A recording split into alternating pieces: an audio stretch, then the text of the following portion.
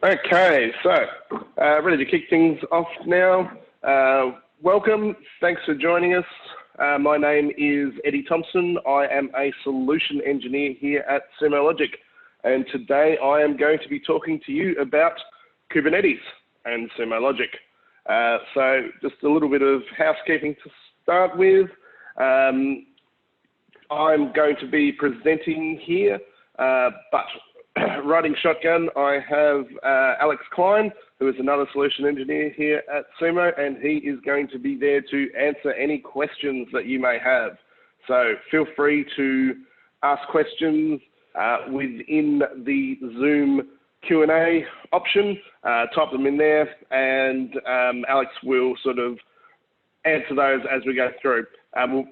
Depending on how we go for time, we might have a bit of live Q&A at the end, but in general, yep, fire in those questions and we'll do the best to answer those as we go.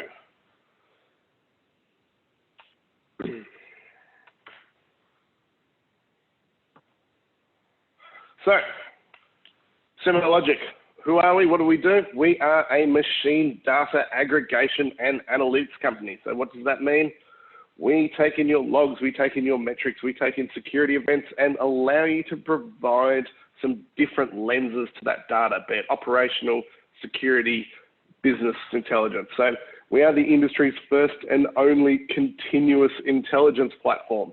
So cloud native, delivered as a SaaS. That's a fundamental difference for us. But anyway, you're here to learn about Kubernetes. So let's jump over and have a little bit of a look at what we have for you today. So this is our new Kubernetes Explorer. So Sumo's been doing, working with customers with Kubernetes data for quite a few years now. And what we found and what we've been working through with our customers is that a lot of traditional tooling wasn't giving them the visibility that they required, the observability that they wanted to be able to see what was going on within their Kubernetes environments. So we've put a fair bit of development effort into this over the prior year. So this was launched at our user conference in Illuminate late last year. And this is still sort of like ongoing works, but we're pretty happy with what we've delivered here, and still working through things with our customers. But we've found that people are really getting a lot of value out of what we've provided here. So this is the new Explore view, and one of the things that makes this fundamentally different is here. So this allows me to pivot between different views that I have available to me. And it sort of works with the mental model that people have for Kubernetes, which is not a traditional infrastructure-based view. So I can see here I've got deployment, node, namespace, service. These are common terms for people who deal with Kubernetes in their day-to-day. So I'll start by jumping into the node view here. So you can see here, I've got my cluster listed. I can have many clusters, but in this particular environment, I have one cluster. And this is looking over my cluster stats, and it's giving me some things which are useful to know. So CPU utilization, memory utilization, what's going on my disk in my clusters, percentage of drop network traffic, how many CPUs, how much memory have I got. But this is where it gets a little bit more interesting, and this is what we've seen before traditionally, is I've got a bunch of nodes here. So this is some compute that I've got on Amazon, and these are the VMs which are making up my cluster. And I can open one of these up, and I can see the pods that are related. So click on a particular node, and if I had a problem with it, I know I had a problem with a particular node, this is a great way that I can sort of jump in, have a look at what's going on. I can go right down into the resource metrics, what's going on at a pretty granular level. this is really sort of useful if I need to dig into something where I think I've actually got sort of like some hardware type related issues. It's actually going on at the infrastructure level. Where this is less useful is when we jump over to having a look at what pods we have, because the Kubernetes scheduler will distribute these pods where it sees fit.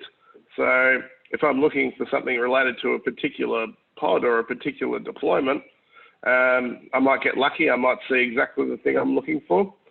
But more often than not, I'm going to be spending a bit of time chasing my tail. And that's not what I want to do. So that's why we allow you to pivot between these different views, and more often than not, I'm going to be jumping into something like a namespace view. So a namespace is sort of like the common logical organizational unit which you are given within Kubernetes.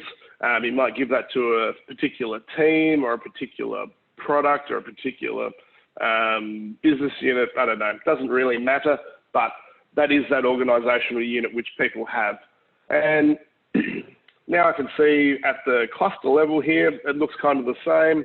I can see what my cluster stats are, what's going on in my particular namespaces, what security rules have been triggered, and also just a nice little honeycomb view here. I can see which particular pods have got some issues and which ones are running fine. So I can see in my loggen namespace here, prod loggen, sorry, I've got a couple of issues.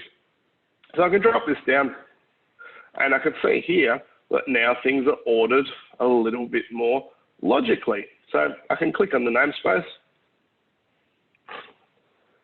and you can see at the top here, as I drill down, it's dynamically filling in these filters.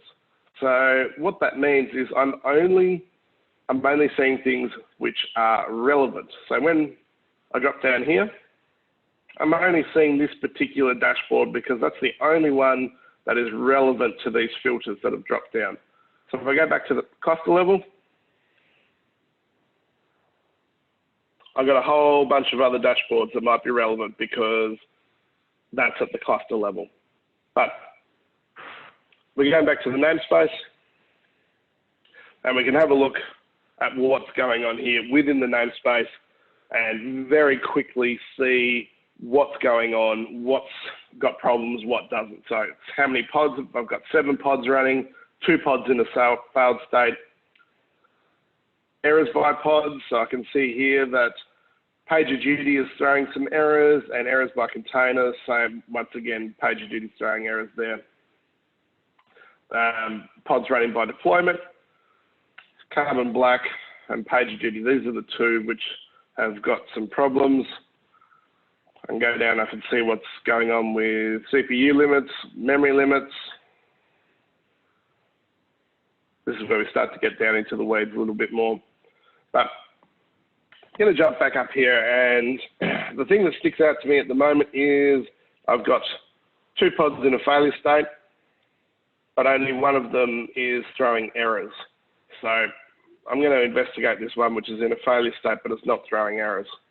So I can expand here, the namespace, and once again, logically organized. So I don't have to go hunting. I can see here, alphabetical listing in the namespace. It makes sense to me. So click on Carbon Black. Let's drill in, see what's going on at the pod level.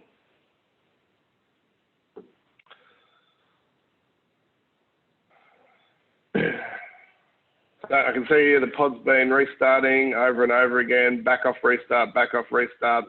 It's got some memory limit issues there. I can see here going along through the timeline, and this is actually following some specific metrics.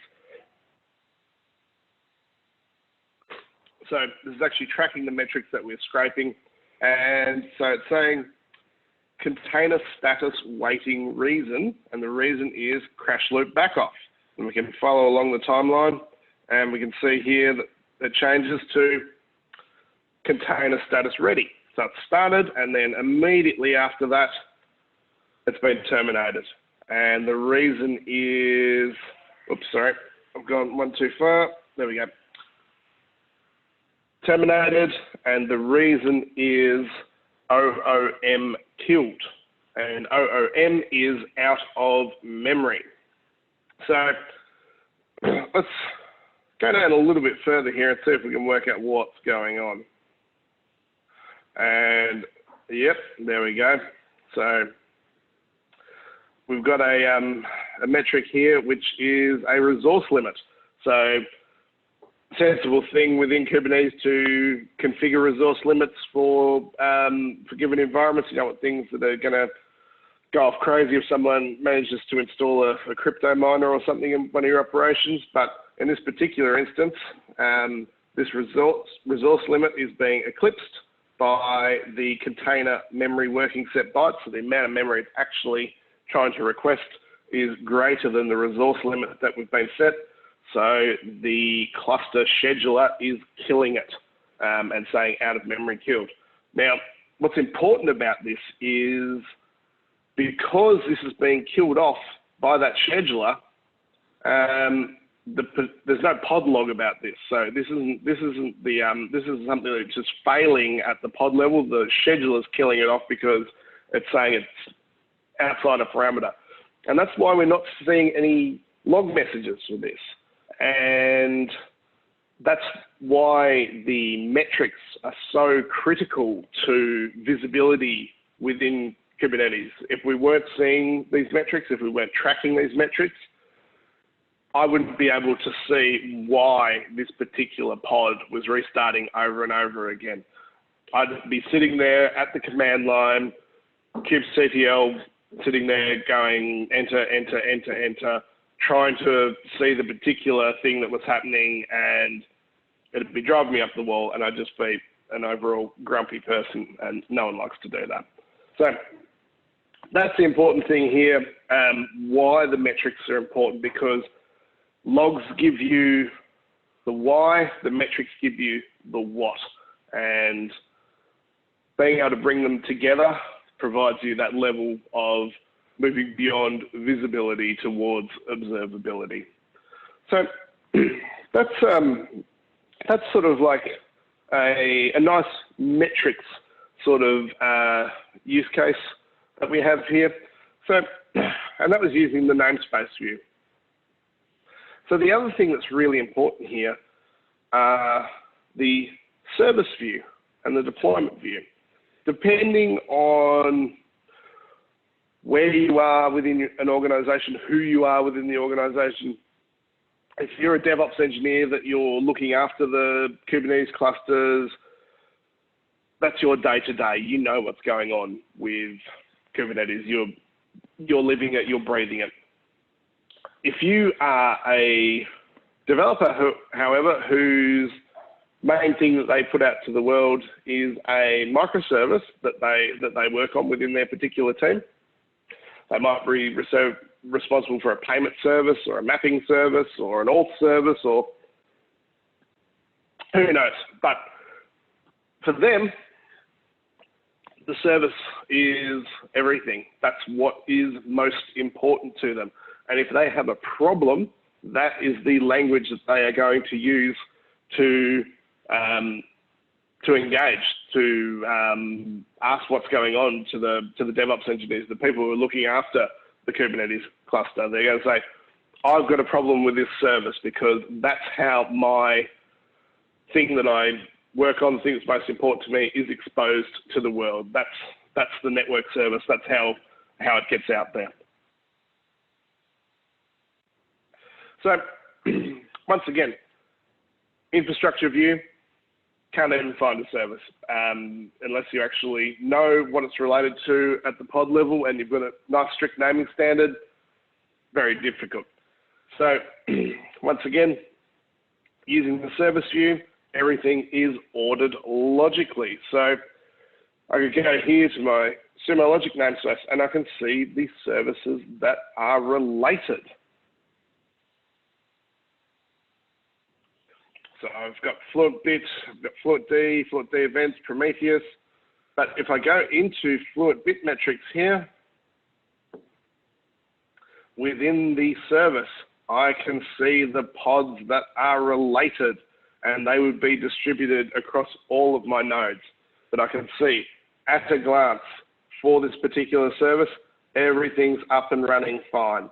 So if someone complains and says they've got a problem with their service, I can say, well, it's not because I've got any issues showing up at the Kubernetes level. We might have to dig into something upstream, might be a network problem, who knows. But being able to see that organized logically, huge benefit. Deployment view, same sort of thing, a little bit different. So deployments are being able to make changes once and have them reflect across multiple pods. So no one wants to go and make the same change a bunch of times. So you create a deployment set, then if you need to make a change to the deployment, you make the change once, it reflects across all the pods. So once again, infrastructure view, very difficult. Within the explore view, things are logically separated. So namespace, deployment. So I can see my Fluent D deployment here, and I can see all the related pods. So 8 pods, and I can see everything's running fine. So how is this actually enabled? How do we do things differently that allows us to pivot through these particular views? I'll jump back over to my slides for a second. Sorry, but this is the important bit of how we do things a little bit differently and how this actually works. So Kubernetes started at Google, and it was open sourced by Google, and it is now governed by the Cloud Native Computing Foundation. So when Sumo was designing its new collection strategy for Kubernetes, we've actually gone with a completely open source Cloud Native Computing Foundation governed collection strategy. So these are the tools that the industry has sort of coalesced on for Kubernetes anyway. You may be using some of these in your environment already if you're not using Sumo, and hopefully that they are familiar to you. So for collecting our logs, so everything that's being written out to standard out and standard error, we use Fluent Bit. So Fluent Bit came out of the Fluent D project. So it's a lightweight version of Fluent D. It's basically a log router, but it's written in C, it's lightweight, and we deploy this as a daemon set across every node in the cluster. For events, we use a Fluent D pod, which actually queries the Kubernetes API server and grabs all those events as they come in. For metrics, we are using Prometheus. So Prometheus, very popular. You're probably already using it. Great things like code instrumentation, auto discovery, does it really well. Where it falls down is scalability. You end up with silos in your environment. So we're taking what's great about Prometheus and we're sort of solving those scalability and issues by forwarding those metrics on to the Sumo metrics backend. And security. So for security, we're using Falco. Now, Falco is sort of like an additional sort of thing. You don't have to use it absolutely. If you're using some other security tools, that's fine. But if you're not using any security tools, it's a huge benefit. And if you've got a Kubernetes environment with no security tools going on, you've really got a big sort of gap, a black hole in your sort of security observability. And as we sort of start to see that move towards DevSecOps, having that security visibility within your environment is really vital. So we'll get to the secret sauce and how we are actually able to pivot between these views. So traditionally, infrastructure tools where you're sort of getting things coming in from a container environment, not necessarily Kubernetes, but in this space, Kubernetes, you would get these types of tags: node, pod, and container. And that's a very infrastructure-centric view. What we've added in is service, deployment, and namespace as well. And so every single log, event, metric, or security event gets tagged with service, deployment, namespace, node, pod, and container. And that allows us to pivot these views, and it doesn't matter where we look, we can cross-correlate, and that just makes it very, very easy to use and very, very powerful. And you can see here, Helm, all of this is deployed via a single Helm chart. So it's literally a one-liner to deploy. If you have a lot of complex requirements and you want to change everything up, you've got a bit of YAML file editing to do, but the actual deployment of it is really quite straightforward. Everything gets created within the cluster and on the Sumo Logic side as well. So I'll jump back over to the Sumo side and I'll talk a little bit about those components. So we can see here, this is the collector that I have that's set up to bring in all of my metrics that I'm looking at in the Explore tab and the logs as well. So for this particular collector, I can go edit, and we can see here fields. And so this is part of our expanded log metadata now. So everything that's getting tagged, as we saw before, we had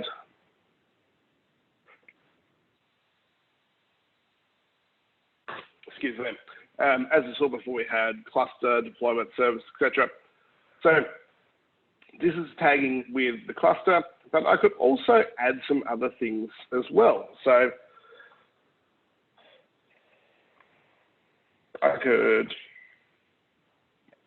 add some additional fields and or environment.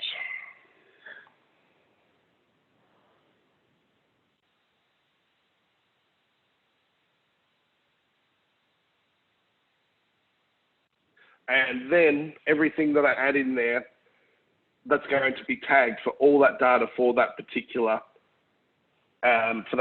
collector, which allows me to then pivot through that data, select it when I'm looking for particular logs and things like that. Very handy. So we're talking about the tagging, we're talking about the logs here for a sec. So I'll just jump into a particular sort of log search view. If you've used Samo before, this is very familiar to you. But say I wanted to look for a particular pod using this metadata, I could just say pod equals, and I wanted to look for something that had MongoDB. So I'm just looking for any pod that says Mongo in the name.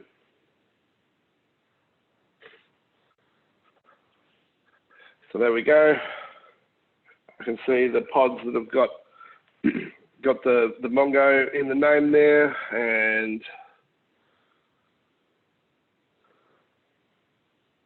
so I wanted to actually parse out something here. So I can actually have a look at this one here and say, with how many messages have we got sent here? So I might want to parse that. Just say, parse selected text.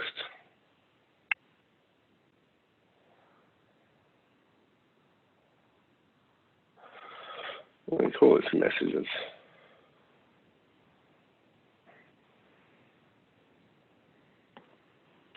So I've just added that in there for me. So I've got messages as a field there. So I want to have a look at the rate of it. So I could just sort of say, okay, show me average messages as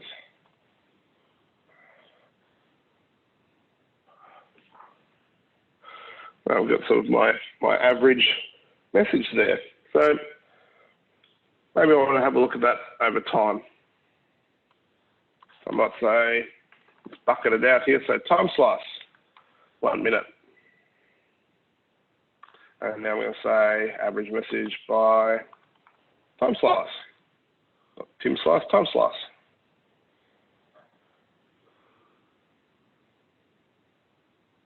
Oops. By.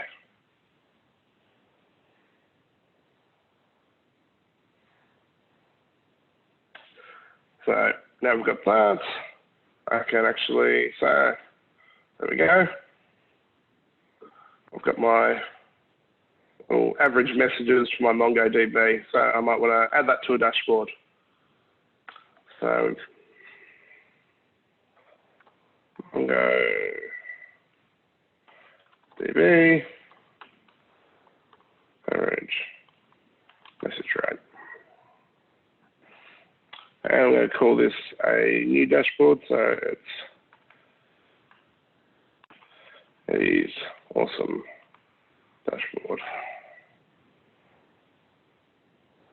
And I'm going to create this in the dashboards beta, which is our new dashboards framework that we've actually created for that explore view. So I can click on that one. I'll back that in my personal folder.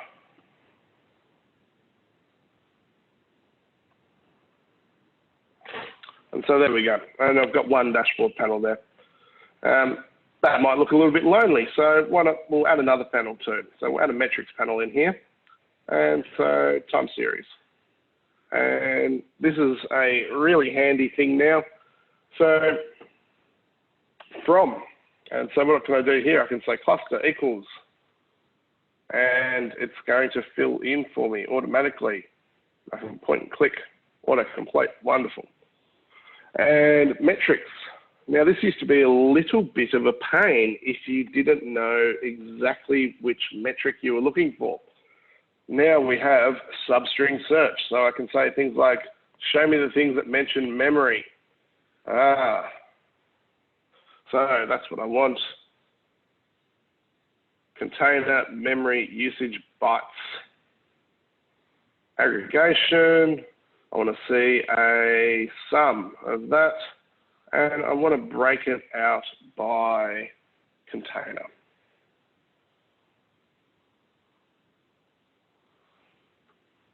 Now, got my graph here. Got some crazy usage going on for this particular container. But I can change my format. Maybe I want a line, maybe I want area. I can change my color palette if I don't like that one. So this one looks better. Display types, what my opacity is. I've got lots of options here. Change my name. And I can just say, add to dashboard.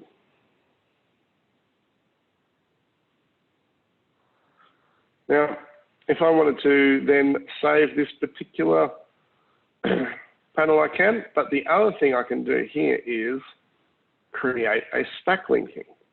Now, what's the stack linking, you may ask? It allows me to associate a dashboard that I create to the Explore view. So I can relate this to cluster equals prod01 dot troubleshooting.info and apply. So now I've created that stack link. I can save my dashboard. I can jump over into my Explore view.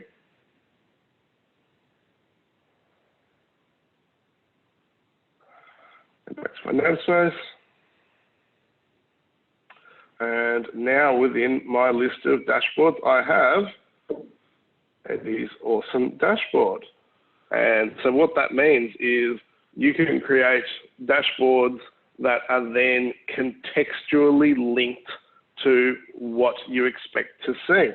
And that could be at the cluster level, that could be at the deployment level, at the service level, it doesn't really matter, but they're going to be contextual to that Explore view.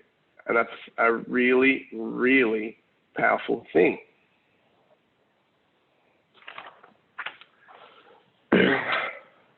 So remember, if you do have any questions, Alex is in there and firing away. So hopefully this has been interesting so far. I'll continue on in a moment. Just bear with me for a second. So as I mentioned, we have other dashboards available here. So normally we start with the cluster overview. So the cluster overview lets us know what's going on at a high level. We also have the Cluster Explorer. So this is sort of pivoting a little bit to some different views. So things like memory utilization ratio. So we can see if you've got particular nodes which are running hot to the others. So relative CPU usage by pod. Which ones are running hot, which ones are running cold. Further details on that. Security overview. So as mentioned before, this detail is coming in from Falco. We give you a bunch of sort of rules out of the box, but you can also add in your own rules. So Falco is very configurable. You can tune this as you wish, but it sort of explains what's going on here and what the sets of priorities are, how they are configured, where they're being triggered from. So you can see here the breakdown of things like service account created privileges, pods created in a namespace, read sensitive files, spawn shells, network activity, things like that.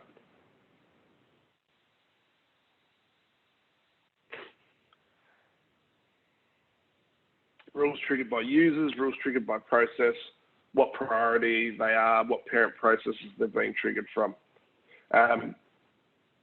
If you've gone from having no visibility into your Kubernetes clusters, this is hugely, hugely useful.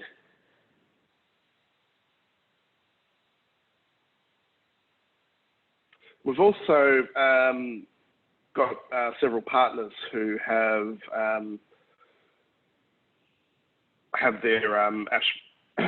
their applications working within our Explore environment. So, excuse me, I've got a bit of cough at the moment. So we've got things like Aquila Security, we've got things like StackRox, Twistlock, JFrog X-Ray. These are all there available, so you can, if you've got Twistlock running, you can jump in there.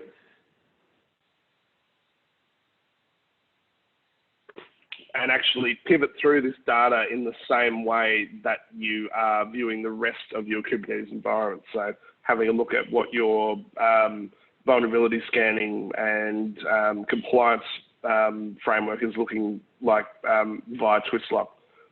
Really, really useful stuff to be able to do.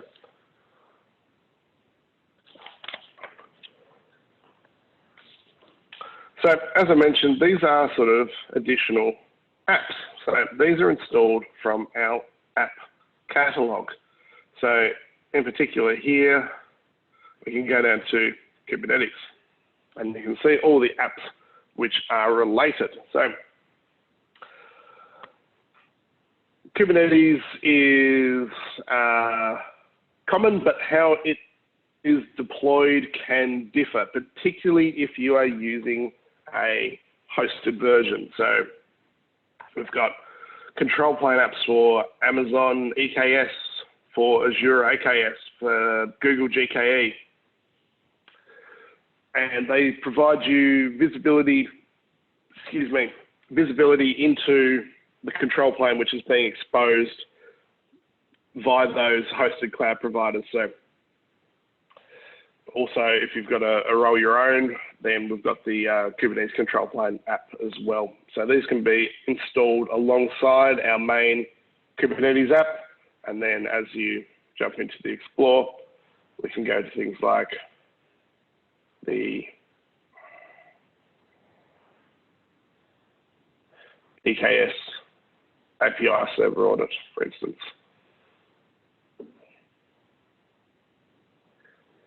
And so that's just available directly in there. And also, as you can see there, we've got things like Aqua Security, Twistlock, JFrog X-Ray. They're all there as well. Now, as far as installing an application, if you haven't done this before, very, very straightforward. So, say I wanted to install the CloudTrail app, have a bit of visibility into what was going into my CloudTrail environment.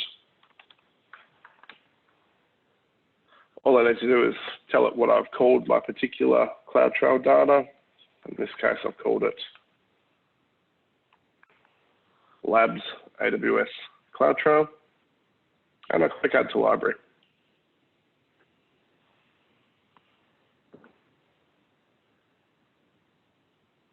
So that's been installed now.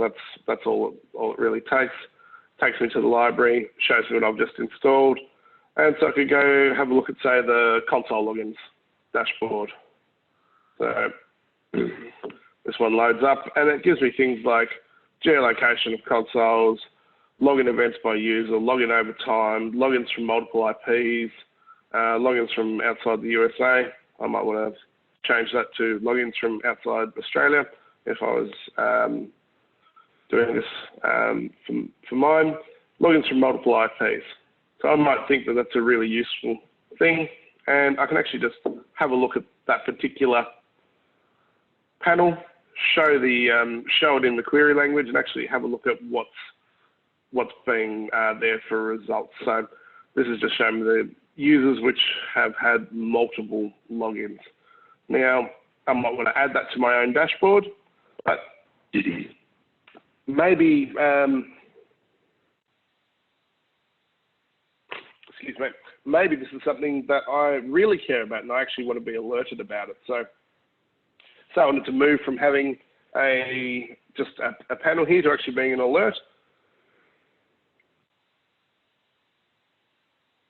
I can actually say I'm going to schedule this as a search. So run frequency, real time, every 15 minutes, hourly. We don't restrict you from running real-time services because we are a cloud-native, scalable SaaS platform, but I'm going to say I want us to run on the hour. And rather than every time a search is complete,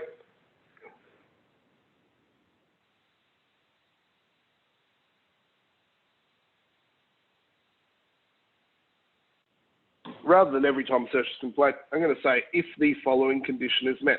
And my alert condition is greater than 0 results. And then I can send an email, but no one wants more email. So what's more likely these days is we say, pop me a webhook.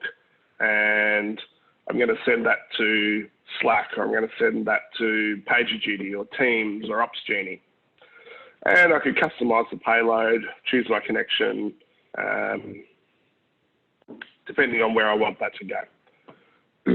But that's how easy it is to actually go from a dashboard panel to an alert in Sumo. It's literally just clicking Save As and Schedule if there's something that is in an application that you find of interest.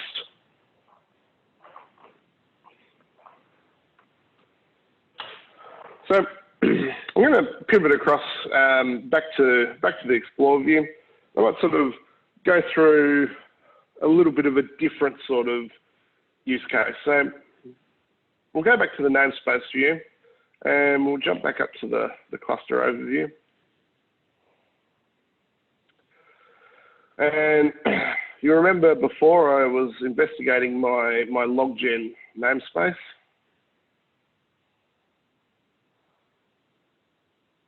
And what I had in that particular namespace was 2 pods that were failing. And we had a look at the carbon black one. We sort of went through the metrics and had a look at what was going on there. So let's actually see if we can have a look at this PagerDuty one. This is the one that actually has the errors, and see what we can sort of see what's going on there.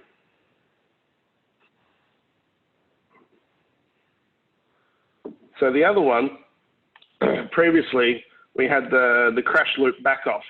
That was what was going on, and it was the out of memory killed because of the memory limit. So we might just jump down there, and no, this one's ticking along fine. The resource requests aren't eclipsing any limits we've got. We can see what's going on in the network metrics. Terminated containers by reason. Okay, so what have we got here? Reason error. Go back up to the timeline here, and we can see crash loop back off and terminated reason error. Okay, right. It's a little bit different. So we can see that there was errors going on before. So let's pivot across to the logs. So any pod that we see here, we can easily click and say, all right, show me the logs that related to it. And you see it's automatically filled in all of the related metadata. So namespace, what my cluster is, what my deployment is, and what my pod is. So let's just have a quick browse through here, see if anything jumps up to me. Oh, there we go. Unable to determine collector API status 401. So 401, that says to me that it's an authentication problem. Let's have a little bit of a scroll here. See if anything sticks out. Okay. Access key, access ID. All right, let's grab that one there. So what I'm going to do, I'm actually just going to search across everything. So I'm just going to say, okay, show me everything for the last hour, and let's see what we can pull up that relates to that access ID. These all look the same. So I'm just going to hit log reduce. So log reduce is our pattern matching algorithm. It's going to iterate through those results, look for the commonalities and values and structures, apply some analytics to things, so it means I don't have to do everything manually. Breaks them down into what we call signatures. So I can see here, okay, so someone's deleted the access key. So I can actually drill into this here and show me the related messages. And it looks like someone from the SOC has disabled a access key related to a user who's exited and then deleted the access key. And that's why that particular pod is not able to connect, not able to auth, and it's erroring out and being killed off. So that's sort of two different sides of the same coin, really. So we've got two separate errors that have been shown up in the view. One I've been able to solve by digging into the metrics, and the other I've been able to solve by digging into the logs.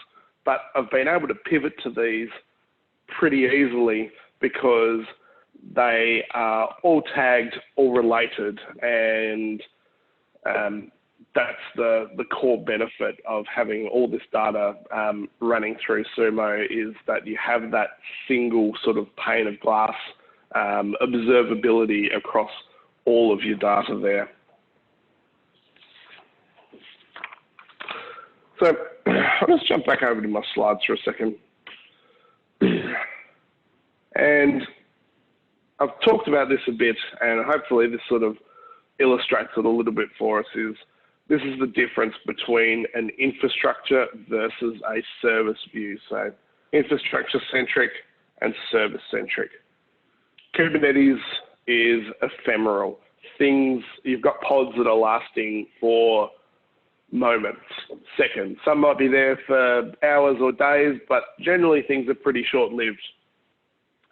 And they're distributed, they're moving about.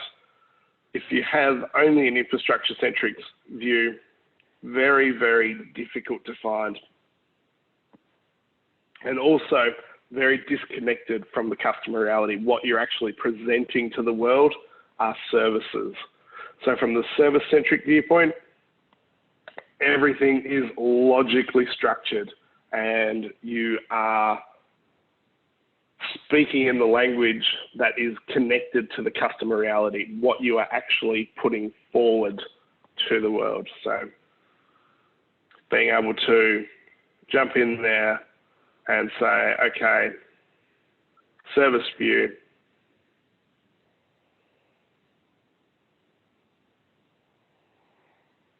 Which services am I presenting? Which one has the problem? Which one do I need to investigate?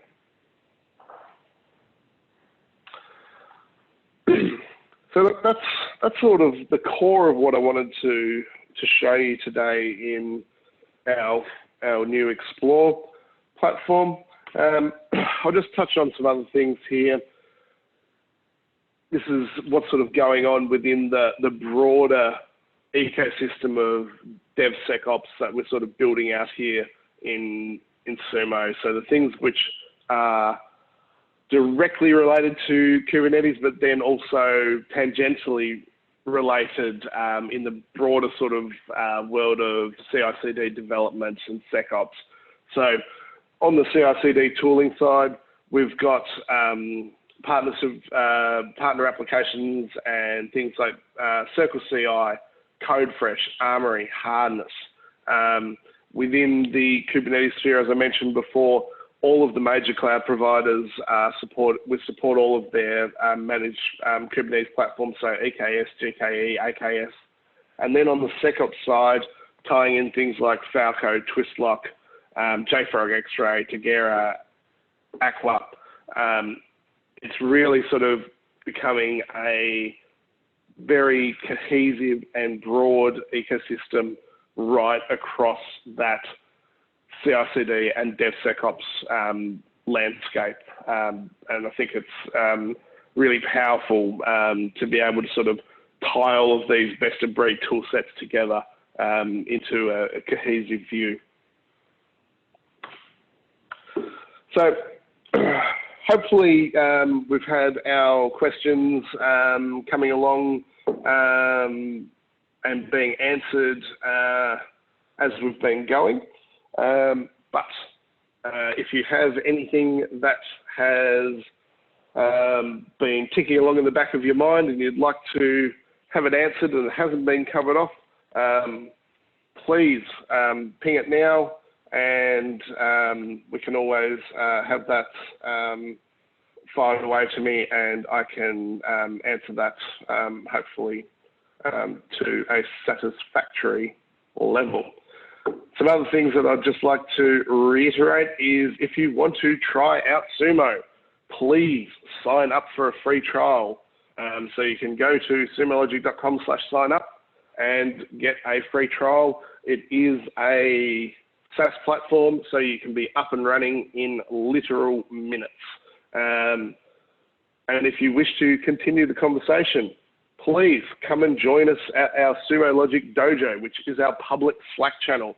So you can go to slack.sumologic.com, get a magic link there, and join our public Slack, and you can talk with a bunch of other customers, and a lot of our solution engineers hang out there as well, and are always willing and able to answer any additional queries that you may have.